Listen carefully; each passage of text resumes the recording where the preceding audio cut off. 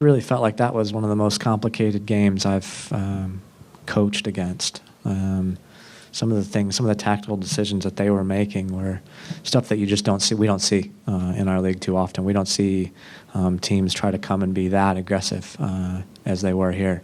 And you get into the second half and they're playing 3 forwards and 3 defenders and 4 midfielders and completely shifted their shapes. And I just think it was a tough battle for us tonight. It was tough as a coach to try to solve that as well.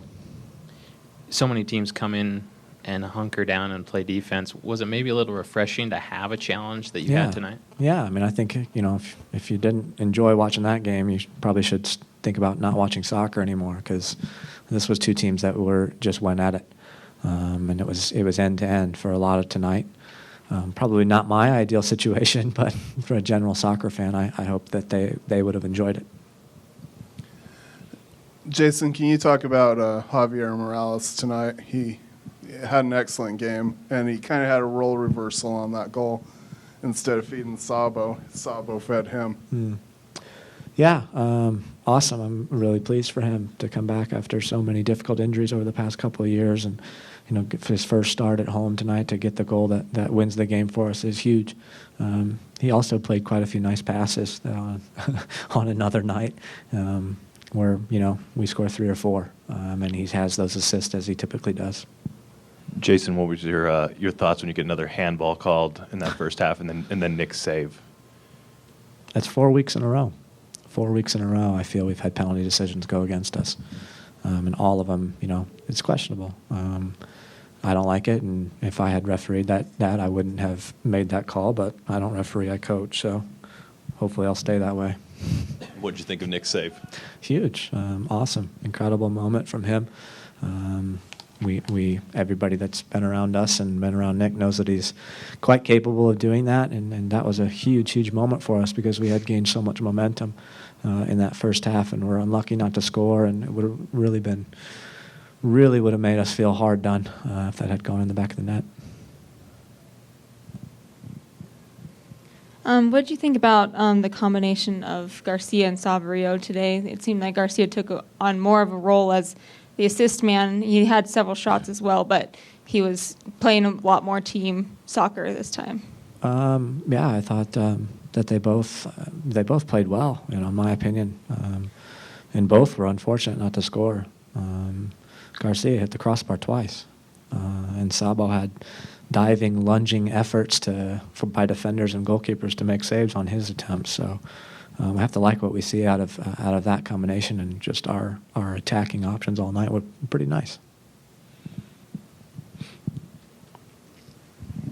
How close was Gil to maybe coming off? It looked like he was talking to the trainer there. Yeah, he's been struggling a little bit with his ankle. He picked up a pretty severe ankle injury when he went with the last time he was with the U20s, or actually I think it was the time before. So he's been dealing with this nagging injury for a while, and I think he must have cranked it a little bit there early in the first half. But credit to him, he gutted it out and probably pushed a little bit.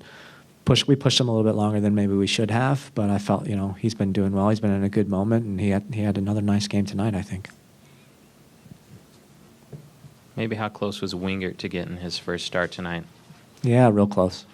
It's not easy now, as we hopefully get players healthy. If we can have them all healthy at the same time, it's going to be very, very difficult to make decisions both in the starting lineup and in the 18. It's going to be a little bit cutthroat. And along those lines, you're like MVP of this, aren't you? Jeez, Denzel, you're so quiet. Defensively, I think 2 games in a row, it's really, PK, 2 PKs, but only 1 is finished. Do you feel like your guys are playing better defensively now than maybe earlier in the year when you were allowing a few more chances? I do. I still think it's coming together. I really felt like there was just still too many clear-cut chances against us tonight. In the first half, I thought there was 1 or 2 that was really clear-cut against us. And I think some of that, you are ready for that when you're winning a game and it's late in the match. But if it's happening in the first half, then I think we need to look at it a little bit and say, how can we tighten the ship up a little bit?